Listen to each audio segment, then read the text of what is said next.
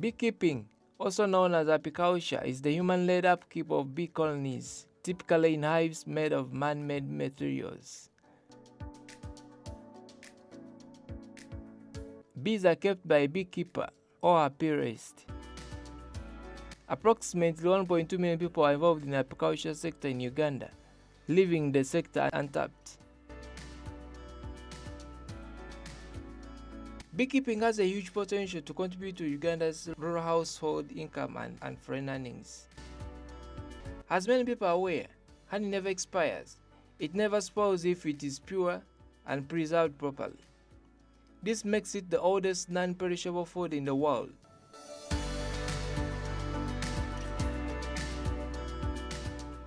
So when you decide that now I want the bees, I want to keep the bees and get honey and then money. Points to consider: yes, they're not supposed to be near your house or near the road where there's pollution or noise. They need somewhere very good for them, quiet, free from all school-going children or whatever cows. That one. Consider the vegetation around, where they're going to get the nectar, pollen. Vegetation that they can bear flowers. For example, you got our coffee here, gets the flowers for pollen, and also where you're going to put your apiary finally, where you're going to, if you're going to have more than 1 or 2 or 10 hives, where you're going to say, this is my station, which is the apiary, we're going to keep the hives from. Then, the requirements needed.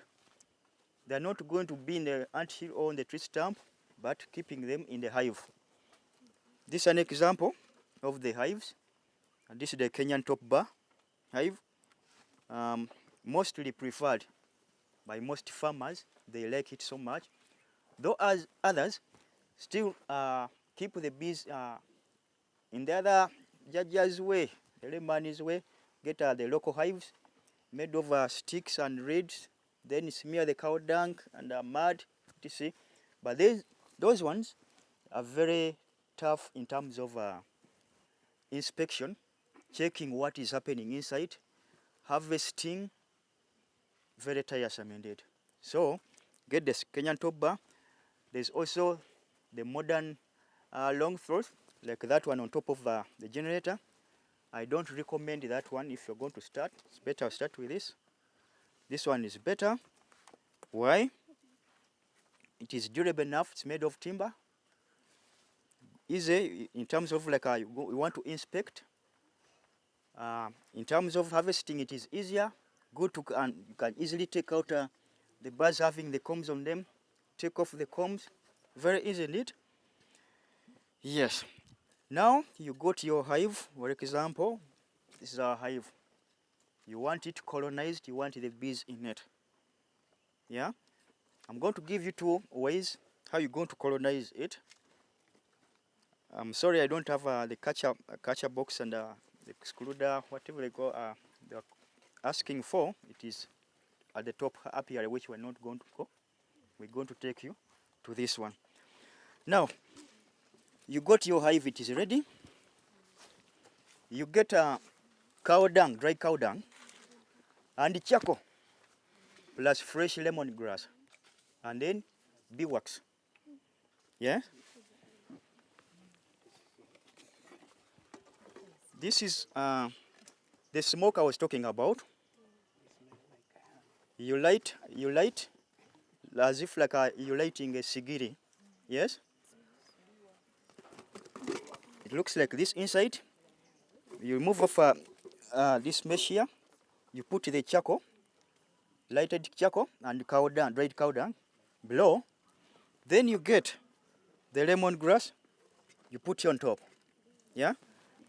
Then you cover your smoker very well lit. Then you smoke inside the hive properly, thoroughly well. Why do we smoke? To take out any intruder that the bees don't like. Pests, etc. So many things. Make it clean, and even getting that you provide that good scent within the hive. Yes? Having done that, you've smoked it very well. You get your fresh lemongrass. Ekisubi. the one you put on tea. Yes? Get it fresh, squeeze it until it starts releasing some juice. You can easily feel when you've squeezed, you feel that scent coming to your nose straight. When you reach that stage, you start smearing your hive, every corners, properly, thoroughly well, and even these bars, the comb bars, smear very well, the entrances. Having done that, you get your beeswax, the one you're holding. It looks like soap or cheese, whatever you might call it. Cheese. Yes. Whatever you might call it, soap or cheese, it looks like that. You melt it. Once it gets melted, it smells like honey. It smells like honey, and because we don't have ample time to testify this, we would melt it here. You see some bees starting to come, one by now until they become many. Once it is melted, the pieces you've taken to testify that you can take a sample and melt it, you just have a yes. So once it is melted, you're going to smear the hive properly to have that scent of honey to attract those bees to get it. But mostly, do you see these linings here? Yes? You're going to get that melted wax, go in here, and it's going to dry and consolidate in this whatever, in these linings, right? So the bees start building their combs of honey on these, going downwards like this. Yes? So having done the waxing, you arrange your hive properly, put these bars back properly until the whole part is covered up. And then you cover your hive with this lid here. You cover properly and get a binding wire if you don't have a stand. You go to a binding wire, for instance, you're going to tie it on a tree. Don't tie it below and don't tie it very at a bigger height. Why a bigger height? Because you need to take out that hive, and in most cases you are taking it out when it has got bees, etc. It is heavy. Don't fall down and break your back because you wanted it up. You don't want predators or rodents to go in. No. My height, I'm about 5 feet and some inches, right? I'm not very short, I'm not a dwarf, right? So a tree of my height, yes, you can hang it like over there. Place your shelf, has got flowers there. Yes, they can move and look for the nectar, pollen out elsewhere, but then the vegetation should be good for them. Then, after 2 weeks, you're supposed to come back and do the smoking. Smoking is useful to chase away insects like this one. They're not friends with the bees. There is also a black beetle. Others which are very there's a worst one. It's black, very black, and has got a very bad scent. So it can chase away the whole hive of bees, which has been fully colonized, and they all go away just because of that one. So after 2 weeks, you go to smoke your hive properly just to chase away those intruders. And also inspecting inside. Those entries you see, so many things can go in, even snakes, even geckos. So many things. So smoking is just to keep a proper hygiene of the hive and a good scent for them to come in. Pardon? The smoke chases the snakes and the geckos. Yes, checking inside and smoking just to chase away those insects, bad insects out of you. The smoke chases them out. Yes, you have to go away. You have to inspect. And then 3 weeks, you'll be able to see a difference. Depending on where you put your hive, you'll be able to see some changes. When they have started to go in, you see the bees buzzing around at the entrances. You know? Yes, they have come in. They have come in. Don't take the hive to the apiaries yet. You wait for them to get the hive to get fully colonized, to get used to their new home. Yes. So, how do you check like they are fully got in and I'm ready to put my hive where I want it specifically? For example, an apiary like that one where I'm going to go after here. You see them buzzing around. In inspection, you can even come and hold the hive, carry it a little. You feel the weight that it is now more heavier than when I took it there. First of all, you just see, are they there buzzing around the entrance? Yes. What is there specifically without even opening up? See? When they become many, like there, you know, yes, there are now many I've gotten, but that one also depends on the timing and the time. Also, you feel the scent of the honey. No, there are some work going on. When it is fully colonized, you do it at night time, transferring it to the apiary, where you go to put most of your hives and staying there. At night, like at 8 or 9, you carry your hive and take it there. Yes, that one, we've got the bees. Beekeeping, the same time, other requirements that are used. The smoker, we've seen the smoker, and how it is used. We've also got this one.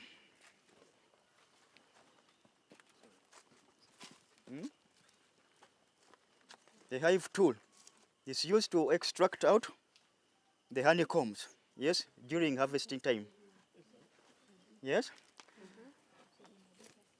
Basically, it's used during harvest time, taking off the combs.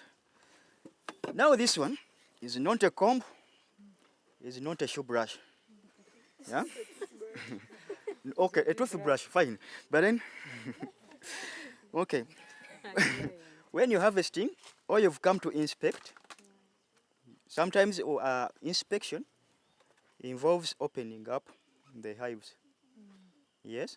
There are bees inside, but you can as well open. Why should we open? We open to check whether these bees are building their combs in a proper pattern. You'll find other times they are building diagonal. Yeah? These bars are like this, but then the combs are like this. Not following this pattern, going downwards like this.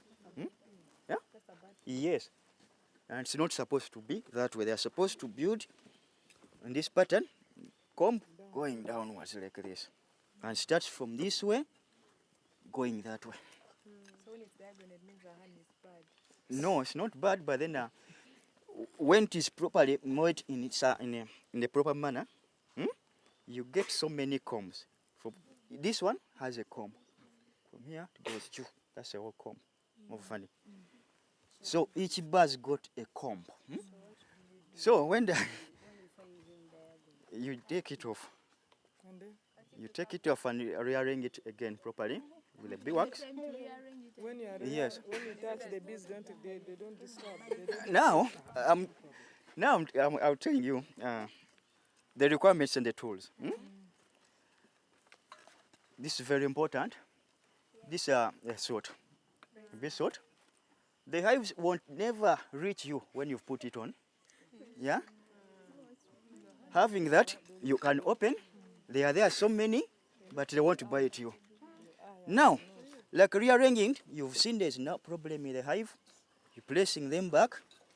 In most cases, it's very unavoidable to kill the bees. And we don't want to kill them.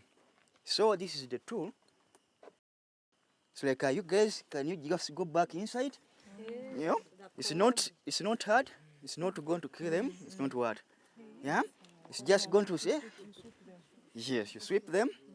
Yeah, it's like they are saying like they want us inside. There's a way to treat them, and so when they get back, you carry your lid. And, yes. Now the beeswax is very important. It's going to protect you. However much they are, there are many that they will never get to you, except when you leave an opening. Mistakenly leave an opening. Yes? And they look for the eye. Now, when they get an opening and one of it goes inside. Just bear with the pain. It's just a few seconds. Yeah. Don't temper to open, because the moment you open, slightly 30 or 40 of many, they go in, and they put you in that panic mode where you're going to make more mistakes that are going to cause you real problems. I myself, I tested it. I've been telling you the group, all the groups. Like I tested it, I know. I tell everybody to be just very cautious with the beeswax.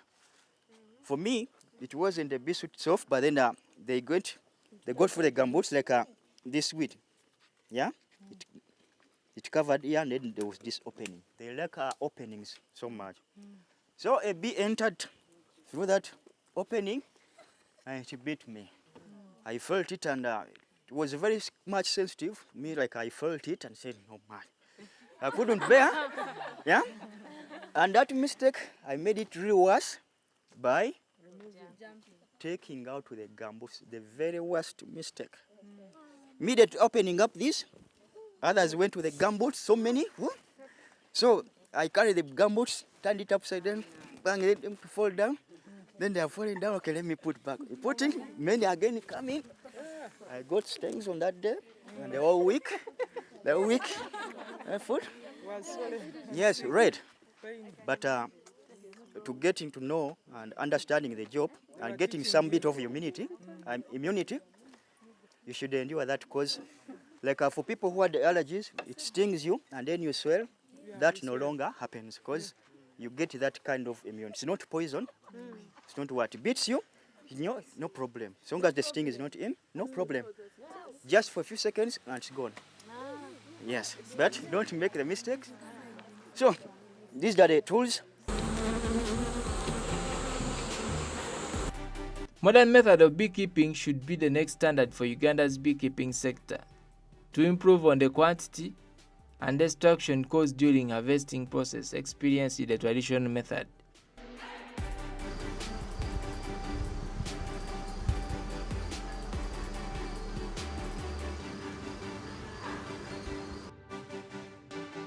The queen's only job is to lay eggs, and the drone's job is to mate with the queen. The worker bees are responsible for everything else: gathering nectar, guarding the hive and honey, caring for the queen and larva, keeping the hive clean, and producing honey.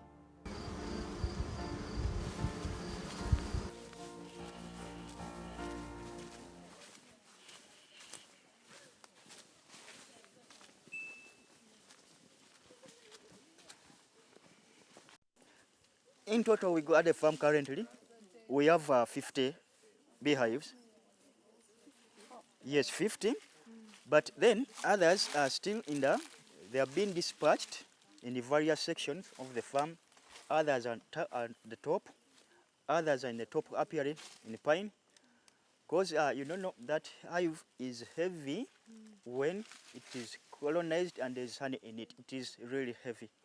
So you're not going to put that hive full of honey and the bees putting it on a border or what. You're going to dismantle everything. So with the distance, we made another up there for the distance. But then these ones which are just nearby, the forest there and the coffee, they are easily transferable by carrying and putting them there. I think to supplement on the feeding, we planted just flowers, lavender, myrrh, so many. Yes, they do move a lot to collect food and water, but then you can also provide them. Now, you see that table there, and this one here where you see that small hive seated on, those are their dining tables. You put okay, wait. You feed them with supplement their feeding with cassava flour, icing sugar, yes, sugar, and then water. You place the powder there? Yes, you put it on a trough. Don't put much, put whatever they can eat, but little, not much, like, they won't finish and then it starts molding. And to be able to see, like they are indeed consuming that, it first of all, it will decrease in the quantity you put there. Another thing, you get closer You see that whichever flies and gets in the hive, look at the limbs. You just go itself, dip its whatever in. You see that they have attached to its limbs. That one has eaten already and has taken some. Is going inside the hive to take what has the raw material for making honey. They go out. So the routine keeps on. You see, many of them, the feet are full of the powdered thing.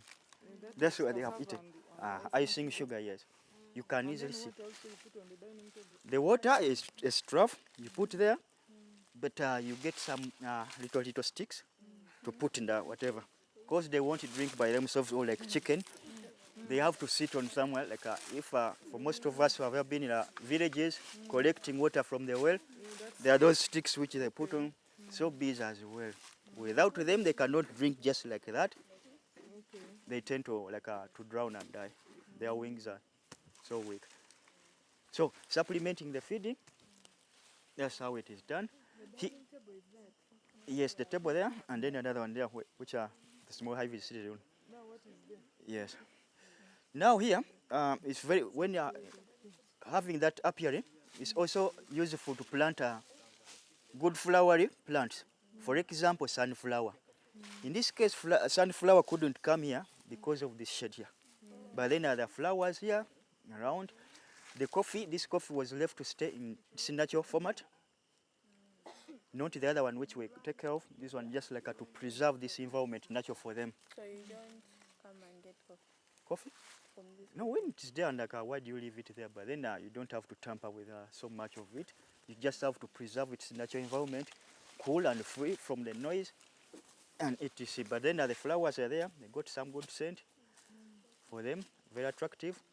But then bees are naturally travelers. They move quite a distance. Yes. Now getting the more hives and putting them there, it's at night, like at around 8, 9. Why do we make it all that night time? You want all the bees to be back by the time you go to get that hive from there. Getting there early because you want to go back home and sleep or what, and taking that hive away, many of the bees are going to stay there stranded. You take the hive away, put it like this new location here, and the others, when they come, you find them in the morning or that time, just buzzing around there. Where's the home? Where is our home? Where did it go?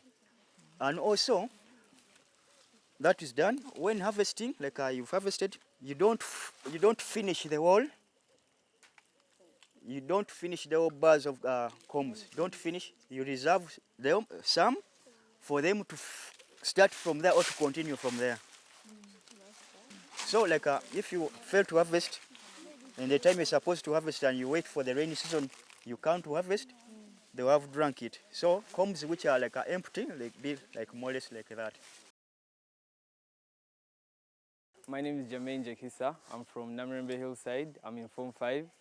And what I've learned today about beehives, I've learned so much about the smoker, especially the things that are used in the smoker, the protective gear that is worn when extracting honey, and how bees are brought to the beehive, especially with the queen extractor, which is used to carry the queen, and about the different products we can use honey for, and also it is for pharmaceuticals and for diabetic people, and yeah.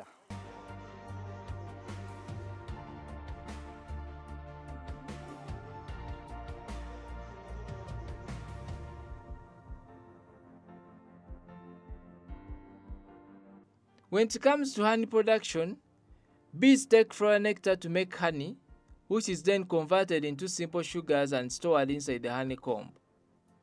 As a result of the honeycomb structure and the bees' regular wing fanning, sweet liquid honey is produced via evaporation.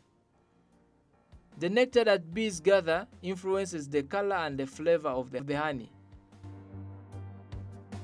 Each bee acquires a specific purpose during the approximately 45-day duration of the honey-making process, and in this approach, teamwork ensures the process's proper development and, as a result, the production of high-quality honey.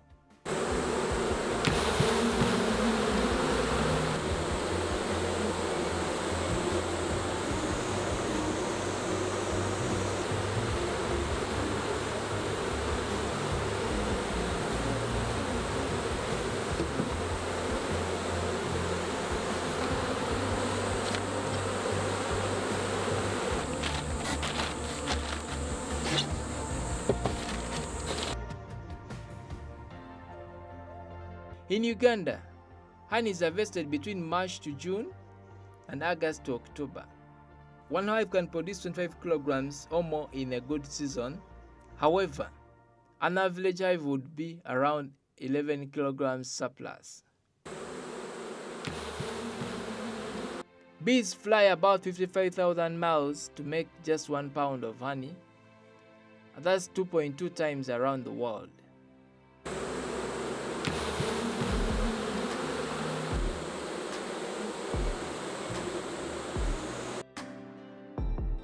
The average worker bee will only make around 1 to 12 of a teaspoon of honey in its lifetime.